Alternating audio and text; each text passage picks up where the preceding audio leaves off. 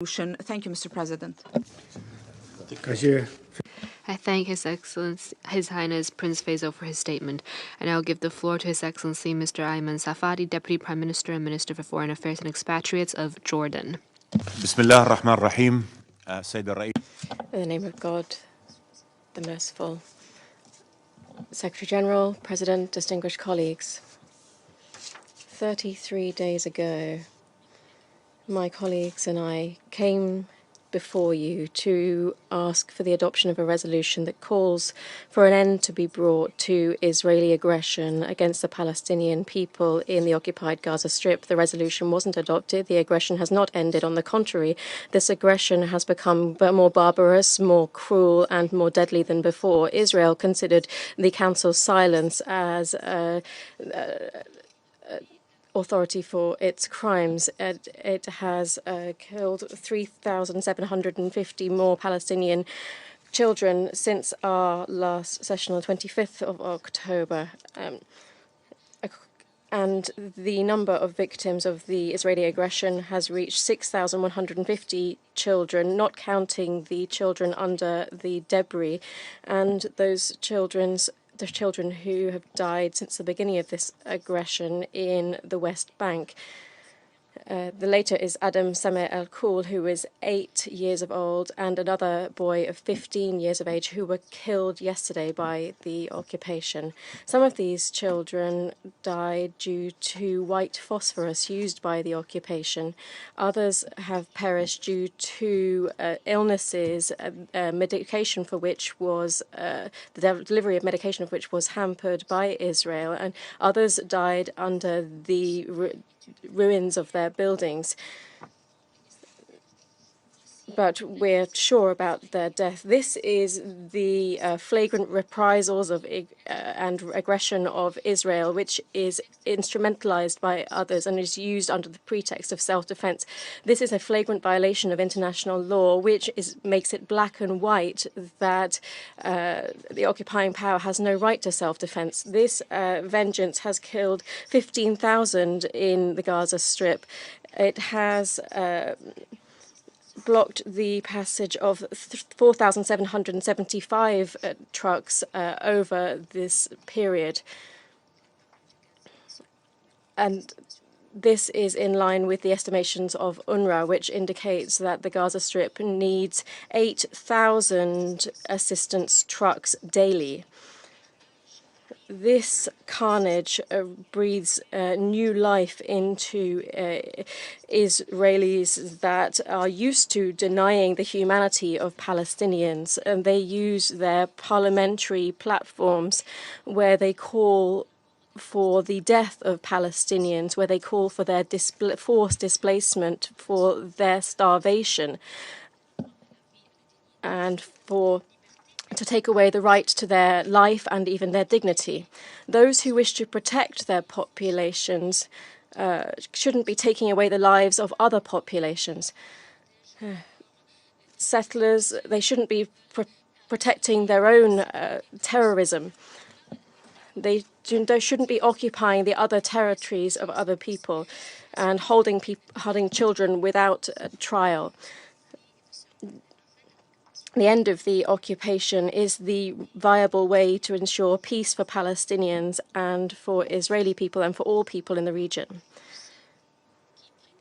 Those who purport to say that this conflict is a religious conflict are lying. They are trying to falsify history and to falsify reality, where we see this tragedy which has been exacerbated by the occupation due to this carnage on the basis of the suffering that's been caused. There is a conflict because there is an unfair occupation. There is a flagrant injustice which has stolen the history of a people and which has destroyed its future and present. Ladies and gentlemen, these attacks and the tears of those I call for you to not heed the arguments of those who have attacked the United Nations Secretary General, who have attacked the President of UNICEF, and who have attacked all of those who stand against the blockade and the violations of international law. We, the Arabs, have set forward a vision for total peace in which Palestinians and Israelis can benefit from security. Our Arab initiative goes back to 2002. What did Israel say about it? They refused our Arab peace initiative. What did Israel do with that? Not just consecrating this occupation. Ladies and gentlemen, we call on the Security Council to adopt a ceasefire to bring an end to this aggression. And we demand that the international community bring an end to this occupation, to bring an end to the conflict.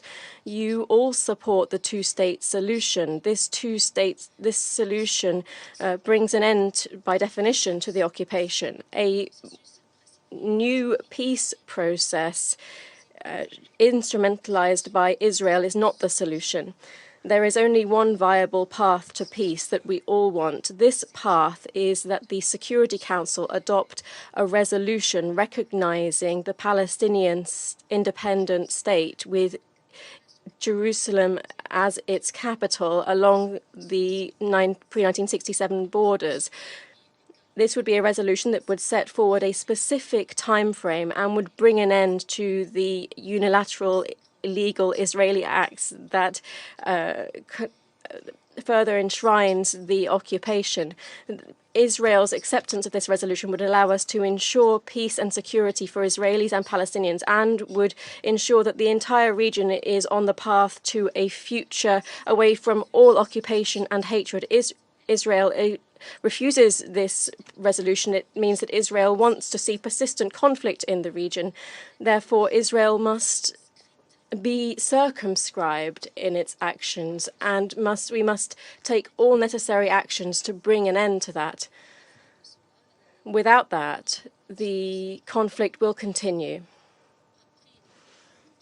After the war on Gaza, there will be other wars, because freedom has a door, as a way out at any time and for anyone. Israel has combated all efforts for peace for 30 years. In this way, it has denied peace and security for the entire region. We mustn't allow Israel to plunge the region into suffering for another 30 years. Ladies and gentlemen, the willingness for life is stronger than the willingness for murder. Freedom is stronger than pressure. This pause for Palestinians, the Palestinians during this pause have tried to go back and find their homes. And since the Israeli bombs stopped, children tried to go out into the street. We've seen families burying their dead, their wives, children, and then have called for the freedom of people. Those who want to call for justice should also be calling for freedom and for the right to life. Today is the International Day of Solidarity with the Palestinian people. Let us retain this true solidarity to bring an end to this carnage in Gaza and the West Bank. The international community must reaffirm to Palestine that we are on the side of freedom and self-determination, and the international community is against the occupation. Ladies and gentlemen, occupation and peace must not coexist. Occupation and security cannot coexist. We call for lasting, long-term peace. Peace is the only viable path. We must bring an end to the occupation and establish a Palestinian, sovereign, independent state with Jerusalem as its capital, and along the 1967 borders to live side by side in peace and security with Israel. This peace is the right of all peoples in the region. It is the right of Palestinians and Israelis. The path is clear, and it is an international responsibility to uphold it. I call on you to oppose all of those who do not wish to achieve this peace. Thank you very much. 萨瓦迪先生阁下，我现在请土耳其外交部长费丹先生阁下发言。